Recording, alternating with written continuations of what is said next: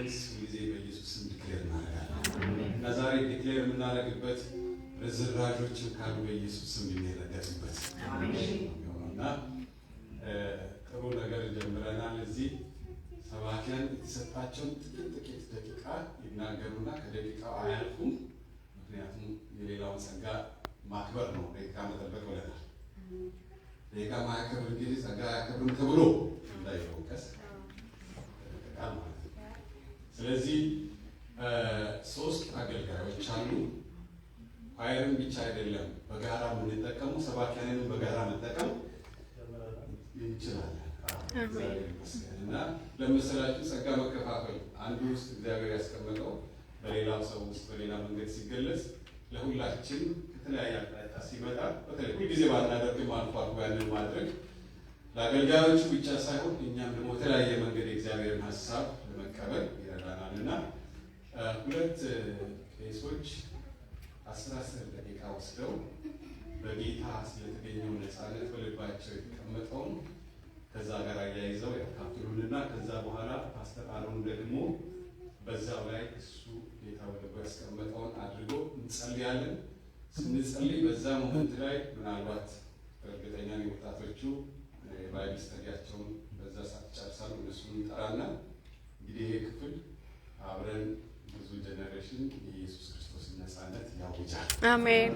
ከዚህ ከልጆቹም ጋር በአማርኛ እንጸልያለን፣ በእንግሊዝኛም የሚጸልዩ ወገኖች አሉ እና መጀመሪያ ቄስ ጉግሳ እዚህ የመጣችሁ አገልጋዮች ቄስ ኢየሱስ አናለም ጋር ጸጋይስ ቁሙ አሰጊ ቄስ ቁሙ። እነዚህ ቄሶች ናቸው። እንኳን ደህና መጣችሁ። ትንሽ ማወቅ ስላለባችሁ ስትሬንጀር አይደሉም። ጸጋይሽ ድሮ ረጅም ዘመን አሰላ ያኔ እሱ ያ ታውቃለህ ከኔ ታንሳለህ እሱ ገና ጌታን ለማገልገል በቲኔጀር ሃይስኩል እያለ እኛ ያኔ ሰሚናሪ ገብተናል። ሰላ ብቅ እያል ቸርች አለ አሰላ ምትራን የእነሱ ቤተክርስቲያን እናገለግል ነበር። ከዛ ጊዜ ጀምሮ እንግዲህ እና ከዛ ጊዜ ጀምሮ በዚህም በዛም ከሰዎች ጋር ብዙ ጌታን ስናገለግል አብረን ቆይተናል። በኖርዌይ ሀገር ይኖር ነበር። ከዛ ደግሞ አሁን ሚሽጋን መጥቶ ወደ አንድ ቤተክርስቲያን ቄስ ሆኖ የዚህ ሀገር ቤተክርስቲያን ያገለግላል። በፍራንቸርች እዛ የነወንዴ ደግሞ በጣም በቃ ቤስት ወዳጅ ነው። እኛ ጋር እንኳን እንደዚህ አይመላለስም። ነው እንዴ ካገኘ ጀምሮ ከሚሽጋን ዲሲ ብዙ ይመላለሳል። በጣም ፋሚሊ እግዚአብሔር የተመሰገነ ይሁን እና ወልካም እንለዋለን። ቄስ ጉግሳ ታውቃላችሁ። ቄስ ጉግሳ እዚህ አካባቢ እግዚአብሔር መጀመሪያ እንደውም ትናንትና ስናወራ ነበር ከእሱ ጋር እንደው እሱም ወይ ባክ እኔ ቬጋስ ነኝ ያኔ እሱ ሴንዴሎ ነበር እና መካኒሳ ድሮ እግዚአብሔር በጣም ብዙ የሚሰራበት ዘመን ላይ ቄስ ጉግሳ ብዙዎቻችሁ ያን ጊዜ ተነበራችሁ ወይ በታሪክም ሰምታችኋል። እና በዛ ኮኔክሽን ነበረን እናወራ ነበር። እግዚአብሔር ይመስገን አሁን ወደዚህ አካባቢ ከመጣ መጀመሪያ ሁላችን ቀድሞ ነው ዲሲም አካባቢ የመጣው አዘማተረፋት አሜሪካም ቀድሞናል እና ቄስ ጉግሳ የጌታን ቃል የነፃነቱን የፍቅሩን የጸጋውን ኃይል በሚገባ ጌታ በሕይወቱ ያሳየው ያንንም የሚያካፍል ሰው ስለሆነ ትላንትና ለሌላ ጉዳይ ተገናኝተን ምሳ ስንበላ ነው ትምህርት አሁን አንተን እናጣጣለን ነገር ማታ ምናምን አልኩት ማለት ነው እና እሺ ብሎ መጥቷል። እግዚአብሔር አንተስ ወዳንተ እንሄዳለን። ጌታ አምላክ ይባርክህ። በልብ ያለውን ካስቀምጥ በኋላ ቄስ ጸግሽም ከዛ በኋላ ደግሞ አንድ መዝሙር ዘምረን ወደ ቄስ አማራ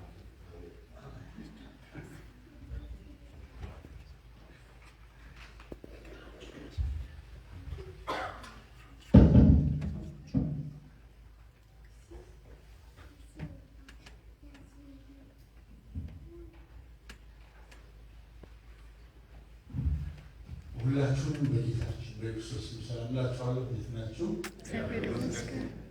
ራሴን አላስተዋወቅም። ኦልሬዲ ቄስ ስላስተዋወቀ ማለት ነው። ኦልሬዲ ለመናገር ቄስ ትናንትና ሲነግረኝ የነገርኩት ምን ነበረ? ብዙ አገልጋዮች እስካሉ ድረስ ምን አለ አለበት ሌላ ጊዜ ለምጣሪ በጣም ብዙ ቪዲዮ እሱ ግን በጣም ፑል ስላደረገ አለቃም ስለሆነ በአለቅነቱ በቃ ተመክቶ ነው እና የመጣሁት። ምክንያቱም ብዙ አገልጋዮች አሉ ማለት እነሱ ስላሉ ያገለግሉ መልካም ነው ከሚል ነው እና እውነትን ታውቃላችሁ እውነትን አርነት ያውጣችኋል የሚል ሀሳብ ይዞ እያስተማረ እንደሆነ ነገረኝ። በኋላ እኔ ነገር ይሄ የሆነ ሀሳብ ልብ ያለ እና ይህንን ሶራይት አለኝ። በኋላ ግን አቲንክ እሱ ያለው ሀሳብ መልካም ስለሆነ በዛው ሀሳብ ዙሪያ ብናገር ጥሩ ነው። ሕዝቅኤል ምዕራፍ 37 ከአሁን በፊት እርግጠኛ ነኝ አንብባችሁታል፣ ሲሰበክ ሰምታችኋል። ግን እኔ እንድናይ የፈለግኩት ተሐድሶ ለመስጠት ወደ ወደቅንበት የሚመጣ ጌታ እና ተሐድሶ ለመስጠት ካለንበት ለማውጣት የሚመጣው ጌታ እንዴት ነው ተሐድሶ የሚሰጠን ካለንበት የሚያወጣ? ያው ከጀምረ ሀሳብ ላይ ያለና ቃሉ ግን አስቀድሜ ላንብላችሁ ማለት ነው። ቃል በአዲሱ መደበኛ ትርጉም ነው። ትንሽ ሪፍሌክስ የሚያደርግን ማንኳት ሞከርኩት። ምን ይላል? የእግዚአብሔር በላይ ነበረ፣ እሱም በእግዚአብሔር መንፈስ አወጣኝ፣ በሸለቆ መካከል አኖረኝ። ሸለቆም በአጥንቶች ተሞልቶ ነበር፣ በእነርሱ መካከል ወደፊትና ወደኋላ አመላለሰ። በሸለቆም ወለል ላይ በጣም የደረቁ እጅግ ብዙ አጥንቶች አየሁ። እነርሱም የሰው ልጅ ሆይ እነዚህ አጥንቶች በሕይወት ሊኖሩ ይችላሉ ሲል ጠየቀኝ። እኔም ጌታ እግዚአብሔር ሆይ አንተ ብቻ ታውቃለህ አልሁ። ከዚያም እንዲህ አለኝ፣ ለእነዚህ አጥንቶች ትንቢት ተናገር። እኔም በላቸው እናንተ ደረቅ አጥንቶች የእግዚአብሔር ቃል ስሙ። ጌታ እግዚአብሔር ለእነዚህ አጥንቶች እንዲህ ይላል፣ እስትንፋስ አገባባችኋለሁ፣ እናንተ ቤት ትኖራላችሁ፣ ጅማት አደርግላችኋለሁ፣ ሥጋ አለብሳችኋለሁ፣ በቆዳ እሸፍናችኋለሁ፣ በውስጣችሁም እስትንፋስ አገባባችኋለሁ፣ በሕይወት ትኖራላችሁ። እኔም እግዚአብሔር ነው ታውቃላችሁ። ስለዚህ እኔ እንደታዘዝኩት ትንቢት ተናገሩ። ትንቢቱን በምናገርበት ጊዜ የኮሽኮሽታ ድምፅ ተሰማ፣ አጥንቶችም አንድ ላይ ሆኑ፣ አጥንት ከአጥንት ጋር ተጋጠመ። እኔም ተመለከትኩ፣ ጅማት ነበረባቸው፣ ሥጋም በላያቸው ታየ፣ ቆዳም ሸፍኗቸዋል፣ እስትንፋስ ግን በውስጣቸው አልነበረም እያለ ይቀጥላል። እስቲ አጭር ጸሎት ምሳሌ። ሁሉን የምችል እግዚአብሔር አባታችን እስካሁን በብዙ ባርክህናል፣ ተናግረህናል። አሁንም ደግሞ ያው ቃልን ባርክልን፣ ስለ ስምም ስትል ስማን። አሜን። ይህ ክፍል ሰፊ ነው። እውነት ለመናገር ብዙ እውነቶችን በዚህ ክፍል ለመመልከት ይቻላል። ነገር ግን ትንሽ ነገሮች ብቻ ነው ለእናንተ ነግራችሁ የፈለግኩት።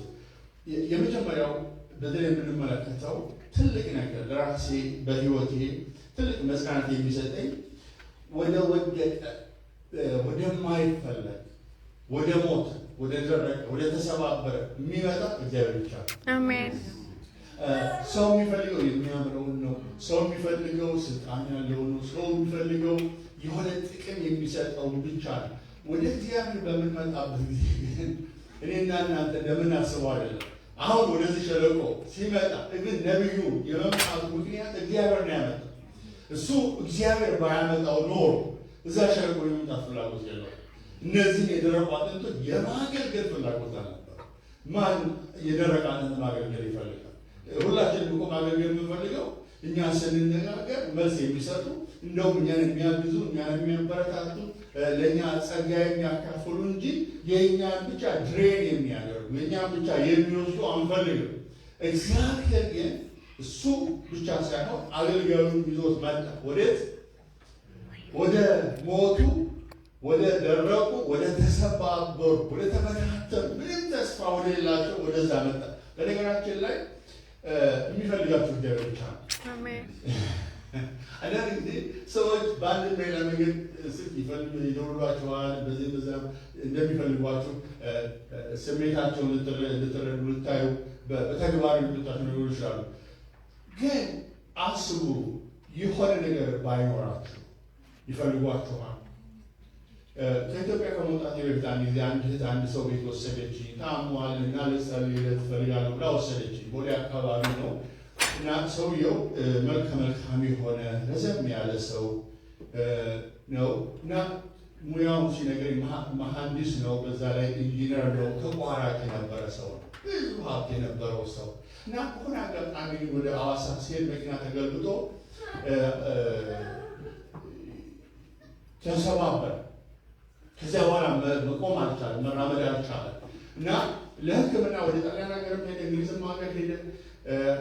በቃ ሕክምናው አረዳው። ከዚያ በኋላ ሽባ ሆኖ ቤቱ ተቀመጠ እና ሲነግረኝ እዛ እንዴት እንደሆነ ጠየቁት ከመጸለይ በፊት እና ታሪኩን በዛ ሲያካፍለኝ ምን አለ? አይ እኔ እንደዚህ አይነት ሰው ነበሩ፣ ሀብታም ሰው ነበር፣ ብዙ መኪና ነበረኝ፣ ገልባጭ መኪና ነበረኝ፣ ጭነት መኪና ነበረኝ፣ እንደዛ ነበረኝ። የዛን ጊዜ ጓደኞቼ ይፈልጉኝ ነበር፣ ሁልጊዜ ሳልፈልጋቸው ይመጡ ነበረ፣ ይደውሉልኝ ነበረ። ገንዘብ ከኔ ወስደዋል፣ መኪና ከኔ ወስደዋል። አሁን ግን እንደዚህ ስሆን ጓደኞቼ እንኳንስ ሊፈልጉኝ እኔ ስፈልጋቸው ላገኛቸው አልቻልኩም። ተው እነሱ ናሉ። የራሴ ሚስት እንኳን አልፈልግም። በእርግጠኝነት ብናገር ባላችሁ የሚፈልጋችሁ ባልታላችሁ፣ ሚስታችሁ የምትፈልጋችሁ፣ ወይም ኢቭን ወላጆቻችሁ የሚፈልጓችሁ፣ ወይም ልጆች እንደ በተቃራኒ ውሰዱትና የሆነ ነገር ካለን ብቻ ነው። ለወላጅ መጥፎ ከሆነ እኮ ወላጆቹን ተስፋ ቆርጠው በቃ ሊገፉን ይችላሉ። ካሁን በኋላ ልጅ አይደለም፣ ካሁን በኋላ ልጅ አይደለሽም ብለው ሊገፈቱን ይችላሉ። ብዙ ባሎች ሚስቶቻቸውን የገደሉ አውቃሉ። ሚስቶቹን በተቃራኒ ነው እንደዚሁ የሚፈልጉትን ስላሉ። የሚፈልገው ሲያጣ የማይገድል እግዚአብሔር አሜን። እኔና እናንተ ወድቀን ባለንበት ሰው በማይፈልገን ቦታ የሆነ ኮርነር ላይ እያለ ወደ ጦርነት የሚመጣ እግዚአብሔር ነው። አሜን። ካለንበት ደግሞ የሚያወጣ እዩ። ሰው ምናልባት ውድቀታቸውን አይቶ ከንፈር ሊመጥላችሁ ይችላል። ሊመጥላችሁ አቤት ያሳዝናል፣ ታሳዝናለች ይችላል። እግዚአብሔር ግን ከንፈር መጥቶ የስ አሜን። ካለንበት የሚያወጣ ሁሉንም ቻይ አምላክ። አሜን። ስለዚህ የሚፈልጋችኋል፣ አሜን። የሚወዳችኋል፣ አሜን። ምንም ስላላችሁ አይደለም፣ ምንም የሌላችሁ ሆናችሁ እያለ የሚፈልጋችሁ እሱ ነው። አሜን።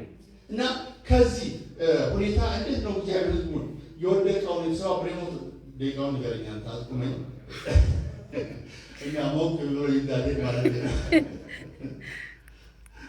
እንዴት ነው ካለንበት ሊያወጣን ከሙታን የሚያወጣን ከደረቅንበት የማንፈልገውን ሰው የምንፈልግ የሚያደርግ መቆም የማንችለውን ሰዎች የምንቆም የምንራመድ ታላቅ ሰራዊት አድርጎ የሚያቆመን እግዚአብሔር በምድር በዚህ ላይ ስትመለከት የመጀመሪያው እግዚአብሔር ለነቢዩ ትንቢት ተናግሯል።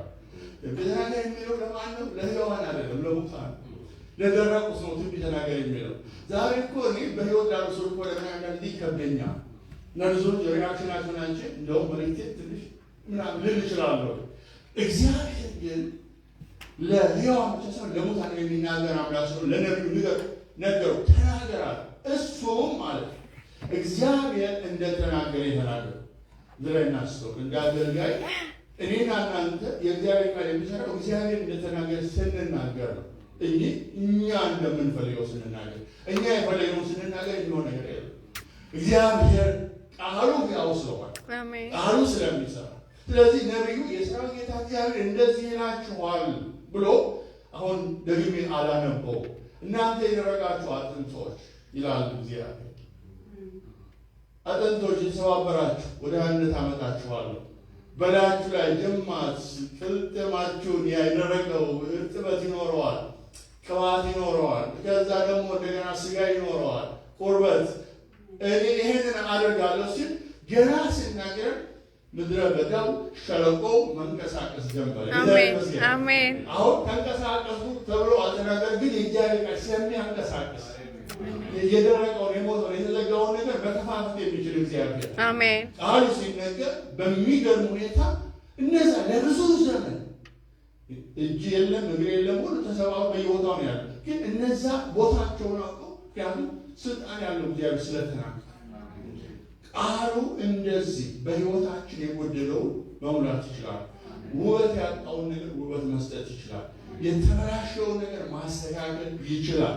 ስለዚህ ሁሉም መጥቶ ገባ። ጌታ ይመስገን። ስለዚህ እዩት፣ ምንም ነገር ከምንፈልግ እግዚአብሔር እንፈልግ። እግዚአብሔር በቃሉ ይወሰዳል። አሜን። እግዚአብሔር በቃሉ ያድሰናል። ብዙ ጊዜ አሁን ሁላችን የሁላችንም ችግር ሰው ነው የምንፈልገው። ከሌ ምናምን ስም ያሁን ሰለቸ መጥራቱ ሰውንና እሱ መጥራት አልፈልግም እና እንደዚህ ከሌ መጥቷል ምናምን እንደዚህ ቢመጣ ምን ያመጣ ተመልከቱ። አሁን ሕዝቅኤል ነቢዩ ሕዝቅያስ እዚህ ላይ ሕዝቅኤል ቢመጣ ምን ያደርጋል? ምን የሚሰራው ነገር አለ?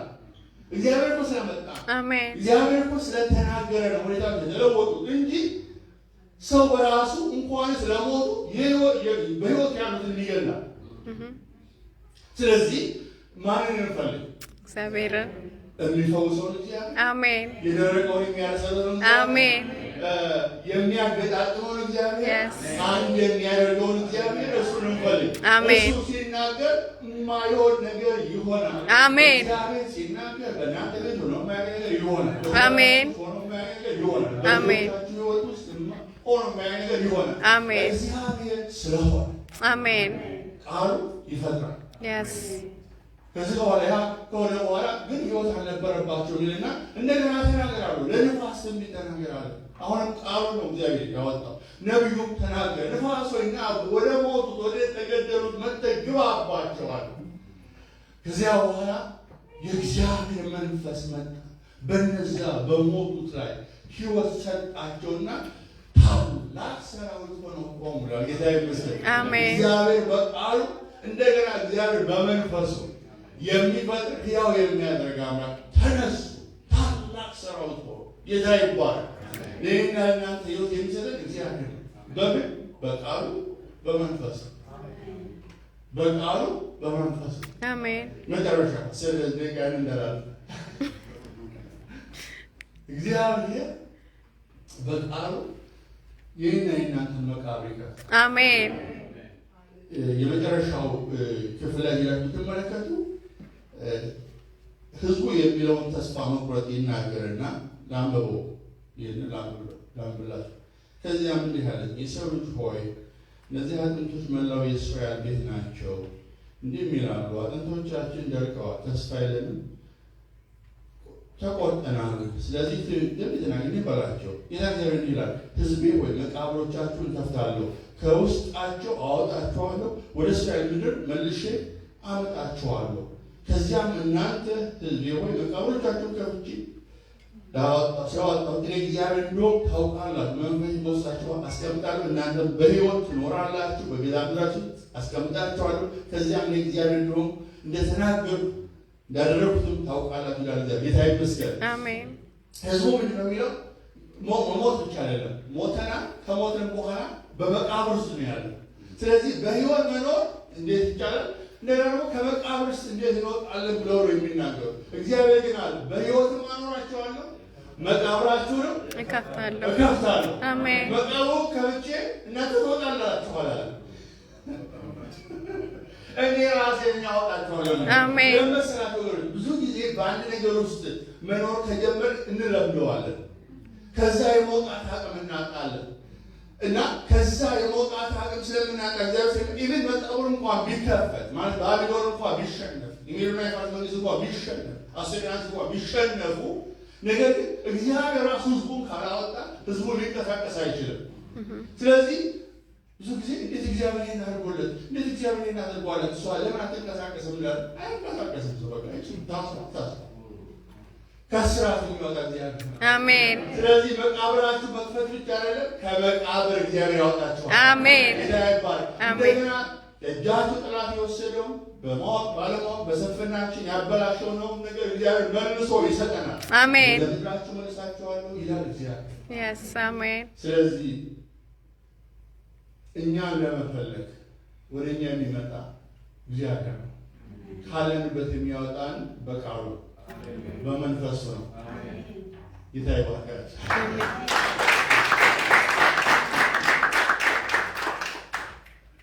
እግዚአብሔር አምላክ ይባርክሽ። አሜን። ደቂቃውን አክብሮ ደግሞ እንዴት አይነት የሚጣፍጥ ጌታ ቃል መንፈስ በእውነት በጣም ተናገረን አይደለም?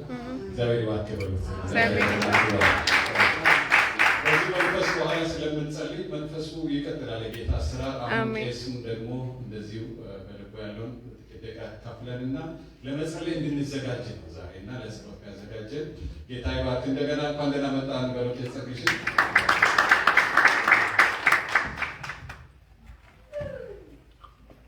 አመሻችሁ። እግዚአብሔር ስም ይመስገን። እኛ ለሰባኪዎች 10 ደቂቃ ስትወስዱ ማለት ለኢትዮጵያውያን ሰባኪያን አስቸጋሪ ይመስለኛል። አንዳንድ ቦታ ነጮች ጋር የመሄድ እድል ስላገኘ ምናልባት ቆጥቦ ይሆናል ራሴን እንጂ 10 ደቂቃ ቀላል አይደለም። ጌታችን እጅግ አድርገን እናመሰግናለን። ስለ ጸልያን ጸልዩ ዘዳግም መጽሐፍ ላይ ምዕራፍ 33 ከቁጥር 26 ጀምሮ የእግዚአብሔር ቃል እንደዚህ ይላል። በጌታ ስም አነበዋለሁ። ዘዳግም 33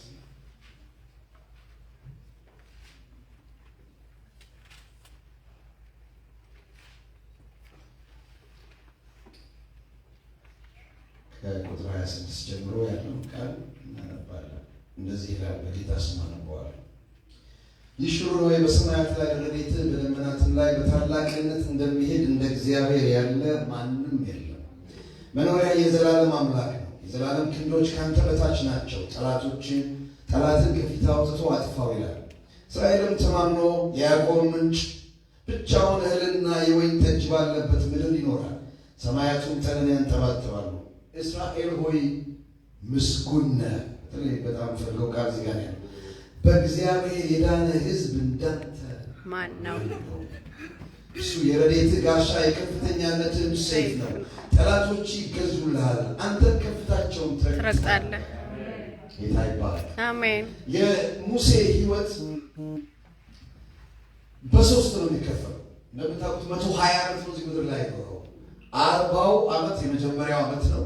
እንደገና ሌላ 40 ዓመት አለ፣ ሌላ ምዕራፍ ነው። እንደገና ሶስተኛው ሌላ 40 ዓመት አለ እና እነዚህ የሶስት ምዕራፎች ክፍፍል በምታዩበት ጊዜ የህይወትን ተሞክሮ እግዚአብሔር በደንብ ያሳየው። በስጋም በነፍስ ምንም በቃ ከፓላስ ወጥቶ ምድረ በዳ ገባ ማለት አይደረግም። ዋሽተን ከትፈን ምንም አድርገን አሜሪካን እንደምንም ለመምጣት የሞከር ነው። አንዳንዶቻችን እንግዲህ ሁሉ ሰው በዛ መልኩ አይደለም የመጣው። ብዙ አይነት መልኩ የመጣለ በስራ የመጣለ በምን የመጣለ ምንም ብቻ አይደለም በቃ እኛ ምክንያቱም እውነት ነው በቃ ወደ ተሻለ ስፍራ ለመሄድ ወደ ተሻለ ሀገር ቤት ስለምንፈልግ ነው። ሀገር ስለተወለደ ሀገሩን የሚጠላ አንድም ሰው የለም። ኢትዮጵያ ሁሉ ሀገሩን ይወዳል። ግን በቃ የሱ ኦፖዚት he came down from the top ላይ ነበር ወረደ። ለምን? ከህዝብ ጋር መከራ መቀበል ይሻለኛል ማለት። መጽሐፍ ቅዱስ ሲናገር ምን ይላል? ለምን እንዲያደረገ እንዲህ ምድር ላይ ኮመን ያልሆነ ነገር ለምን አደረገ ብላችሁ ታስቡ። ብድራቱን ትኩር ብሎ አይቷል። እዚህ ምድር ላይ ለብዙዎች የማይገለጠው ነገር ተገልጦለት፣ አሜን። የማይናቀውን የማይናቅ የመሰለውን ነገር ናቀው። እግዚአብሔር ህዝብ ጋር መከራ መቀበልን መረጠ ይላል። 40 ዓመት ደግሞ ከዚህ ህዝብ ጋር ከህዝብ እስራኤል ጋር ከቆየ በኋላ ያላየው ነገር ገና ሲሄድ እኔ ንግግር ማልችልኝ አትላከኝ አለው። ከእግዚአብሔር ጋር ተሟገተ። እግዚአብሔር ግን አንተ ትሄዳለህ አለውና እግዚአብሔር ሲወስን ሰውን ተማምኖ ሳይሆን ማንነቱን ተማምኖ ሁላችንን ወደ አገልግሎት ያመጣል። የእኛን ነገር ተማምኖ ሳይሆን ራሱን ተማምኖ ነው። እንዴት አድርጎ ሰው ፊት እንዳቆመን በልጅነታችን የምናስታውስ ብዙዎች ነን። ላከው። በዛ ውስጥ ሄዶ መጥቶ ለህዝቡ እንደዛ ሲነግራቸው ደስ ብሏቸው ዘለው በእግዚአብሔር ፊት ሰገዱና ተቀበሉት። ምን አሉት? ፈርዖን ፊት መናገር አልችልም ብሎ ያለው ሰውዬ ተናገረ። ከዛም የደረሰበትን ታውቃላችሁ። ልክ እሱ ከተናገረ በኋላ ቀንበር አበዛባቸው። ህዝቡን አስጨነቀ። እሱ ህዝቡን ቀንበር ሲበዛባቸው ጮኸ፣ አንተ ነህ እዚህ ውስጥ የተከተትከን፣ ከድሮ ይሻለናል፣ የባሰ ሌላ ነገር አመጣብን አሉ። እሱም ይሄ ነገር ኮንፊውዝ ስላደረገው ወደ እግዚአብሔር መጥቶ ለምን እንዲህ ታደርጋላችሁ? ከማላዳን ቆምኩ ይህንን ህዝብ እንዳልቀዋል። እንደገና እግዚአብሔርን ያድናቸዋለሁ እንዳለው አድኖ ከዛ ባርነት ውስጥ እንዴት እንዳወጣቸው ሁላችንም አንብበናል። ግን ምድረ በዳ ላይ እንደገና ደግሞ እግዚአብሔር ተፈታተኑት ይላል። እዛ ይሻለን ነበር ሽንኩርት ብንበላ እንደው የምግቡን አይነት ጉዳይ እንደው ደህና ምግብ እንኳን ሰው አይጠቅስም። የግብፅን ሽንኩርት ይላል። እንደው ሰው ጥሬ ስጋ በበላ ግን እኮ አትሊስት እንደው ይባላል እኮ እኔ ጥሬ ስጋ ስለምወድ ነው። ዘመታ ተጋብዙኛላችሁ ቤታችሁ እና በቃ እቲ ሽንኩርት ብንበላ ይሻላል። ሂድና ብላ ብሎ ነው በለቀቀው። በቃ ይመለሳል። እንደዚህ ያለ ሰው ወደ ሽንኩርቱ ነው መመለስ ያለበት። ሎቱ መኖራል እግዚአብሔር የሰጠውን ነፃነት እንዴት እንዳቃለለ እንደሰማችሁ በነፃነት ልንኖር ክርስቶስ ምን ያደረገን ነው? ነፃ አወጣን። ይሄ ያላችሁን ነፃነት ዛሬ በጌታ ያገኛችሁትን ነፃነት ካቃለላችሁ እንደዚህ ሽንኩርት ነው። የገባው ሰው ግን አንዴ ነው። እኔ አባቴ አገልጋይ ነው። ወላጆቼ ቸርች ይላሉ። አማራጭ ያለኝ ቸርች ከሚሄድ ወደ ጃንንም ቸርች የነበረው ወልጅነት ስለሚሄዱ እንዳሁኑ ደግሞ መጣለ እኔ ቤት ነው የምቀመጠው ምናምን የሚላ ጆሮዬን አንስቶ ቢገበድልብኝ ሳይሆን ድብድብ እንደዛ ነገር። አንድ ቀን ግን ከእህቴ ጋር ተጣላውና እሷን ቀጣዋት። ከመታዋት በኋላ ወደ ወንዝ ዳር ሄድኩኝ። እናቴ ያለቀሰች። እንዴት እህትን ትመታለህ ብላ እንዳንተ ጥሩ ልጅ ግን የምትመስለኝ አንተም እንዲሆን ክብላ በጣም አዘነችልኝ። እንደው ታውቃላችሁ ዛሬ ላይ ተቀምጬ የእናቴ ነገር ነበር የነካኝ። እናቴ ምን ማሳዝና ነበር። ድንጋይ ላይ ተቀምጬ ምንም የማውቀው ነገር የለም። እንደዚህ አይነት እንደው ካሪዝማቲክ የሆነ ሙቭመንት ያለበት ቦታ አልተነሳም። ድንጋይ ላይ ቁጭ ብዬ ድምፅ ሰማሁ። ምን የሚል ድምፅ? ተው የሚል ልክ እንደ ገደል ማሚቱ ያስተጋባል። ተው ሲል ልክ ሰው ሲሰርቅ አታም ስትሉት የሚደረግተው አደነጋገጥ ነው። እኔ ውስጤ የሚደረግት የነበረው ልክ እኔ በቃ ያደረኩት ነገር የማደርገው ነገር ውስጤ ልክ ያልሆኑ ነገሮችን ሁሉ አተው እያለ ነው የተረጉምልኝ። ውስጥ ማነው ልክ እየተነስቼ ዙሪያዬን ሳይ ማንም የለም። እንደገና እንጂ ቁጭ ነው ድንጋዩ። አሁንም የሚያስፈራ አይነት ውስጤ እስኪንቀጠቀጥ ድረስ ይህ ድምፅ እየቀጠለ ስላስቸገር ወጥቼ ሳይ በጎች የሚጠብቁ ልጆች አሉ እዛ አካባቢ። በቃ ምንም ነገር የለም። ከ11 52 ኪሎ ሜትር የሚርቀው ቦታ ነው። ቀሳ የሚባል ቦታ እንደሆነ ተቀበጭ አንድ ማላቀው የሆነ ኃይል ሲወርድ ብቻ ይሰማኛል። እና የማስታውሰው ነገር አንድ ነገር ብቻ አለቅስ ነበር። እና ሳለቅስ እያለቀስኩ ሳለ በቃ ቆምኩኝ። እዛ ድንጋይ ላይ ቆምኩና እኔ ጸሎት እንዴት እንደሚጸለይ አላውቅም። ጸልዬም ሰው ፊትም አላውቅም። የፋሚሊ ጸሎት አለ። በቃ እሱን በልጅነት እንደምትከታተሉ ትከታተላላችሁ። እና ቆሜ ያን ጸሎት ጸልዬ ጌታ ሆይ አልኩኝ፣ ሰው አድርገኝ። አንድ የገባኝ ነገር ሰው አለመሆኔ እንዳቱን የሚያስለቅስ ለእህቱ ማይመች ሰው ስላይደለ ሰው መሆን ስላለበት ሰው አድርገኝ አሉት። የተለየ ነገር ሆኖ ምናምን ሌላ በህይወታችን የሆነ ነገር ኖሮ አይደለም። ሰው አድርገኝ። ሰው ካረከኝ ደግሞ ኦርቶዶክሶች ሲሳሉ ሰምቻለሁ። ብዙ ስለት ሲባል ምናምን እሱ ነው የምንሰማው። እና ሲሳሉ ነበር ይዘው ይመጣሉ፣ ባንዲራ ይዘው ይመጣሉ። ይዘው የማይመጡት ነገር የለም። እና ራቁታቸውን ባዶ እግሬን ይሄዳሉ። እግዚአብሔር እንደው ከጫማ ወደ ባዶ እግሬ እግዚአብሔር ጫማ ይሰጣል እና በቃ እንደዚህ እነሱ ነበር ያለ። እኔ ምንም ይዤ ምን ልመጣችሁ ምንም ሳይገድ ራስን ይዤ እመጣለሁ። ለነውበት ገባው። ለመጀመሪያ ጊዜ ከሰንዴ ስኩል የተሰጠኝ መጽሐፍ ቅዱስ አላግፊ ማንበብ ጀመርኩኝ። አይድግት ከዛ በቃ ቀጠለ የሚሉት ቀጠለ ቸርች ቀረው። ይሄ ልጅ ሴሚናሪ መማር አለበት ተባለ። አመጡኝና እዛ ሪጂናል ሴሚናሪ ከተቱኝ። ያስቀና ዛሬ ያገኘኛል እዛ ገባው። እኔ እስከ ዛሬ ያለው ከ36 ዓመት በፊት የነበር ታሪክ ነው የነገርኳችሁ። በዛ ልጅነት ያገኘኝ ጌታ ዛሬም ጠብቆኛል። አሜን አሜን። ምንም ማጣት የሚያደርግ ፓስተርነትን መርጫነት የገባሁበት ምንተው እኔ ሳልሰብክ መኖር እንደማልችል ብቻ ነው።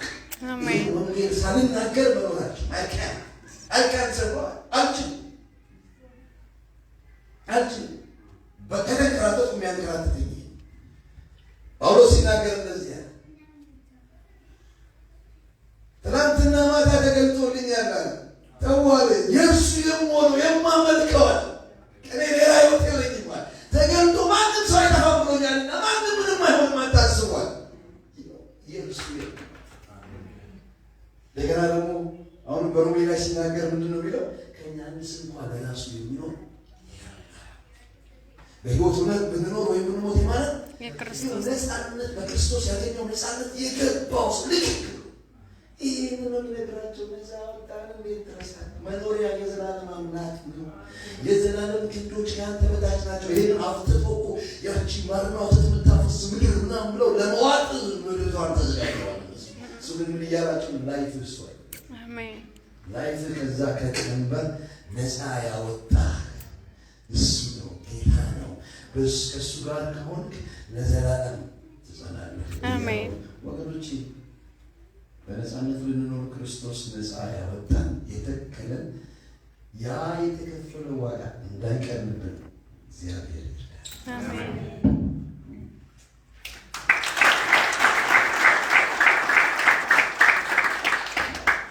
ምሽት ያዘጋጀልን እግዚአብሔር ነው።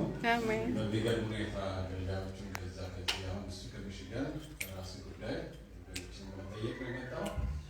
እንደዚህ ትላንት ስለተገናኘን የዛሬ ፕሮግራም ሳስብ ነው ከእግዚአብሔር ስለፈቀደ ነገሮች ሆነዋል። አሜን እና እግዚአብሔር አሁንም ይናገራል። አሜን ይሰራል እና እልልታ የትልቅ ወጣቶች ቢመጡ ወደ ኳስ ሜዳ ከመሄዳቸው በፊት እዚህ ቤት ሳለላቸው እና አስተራሩ ያነሱ ጸልየ ወደ ሱራፌ በእንግሊዝኛ ወጣቶች መሰለኝ ስላለብን when they come here አንተና ፓስተር አሮን እነሱ ተጸልየላቸዋል። በእንግሊዝኛ ሊሄዱ ይችላሉ። ከዛ በኋላ ፓስተር አሮን ጋር ሰዎች እንቀጥላለን። ልጆቹ እየመጡ ኬቪን አንተ ጋር መሆን መዋል ማደር የሚለው መዝሙር እየዘመሩ ዘማሪዎች እና ከዛ ወደ ጸሎት እየተዘጋጀን ሄዳለን። ወጣቶቹ ግን እንዳይበታተኑብን አንድ ላይ ለነሱ እንጸልይላቸዋለን።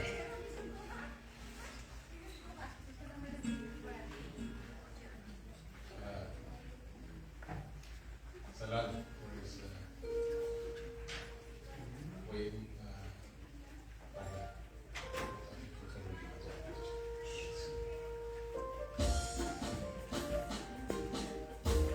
ተቻላችሁ ሲቆመን የጸሎት መዝሙር እግዚአብሔር ይመስገን።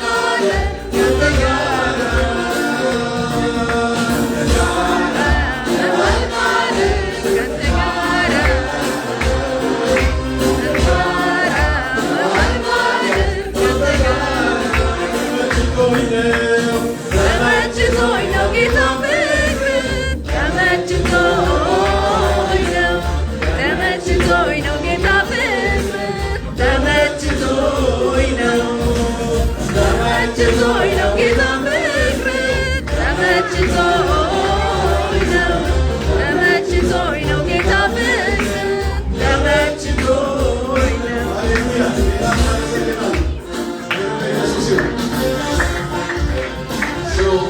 Thank you so much. Thank you so much, everybody. This is a prayer time. Thank you for coming and to be with us. We're going to pray for all of you guys. If you don't mind, we will invite you to come up front here and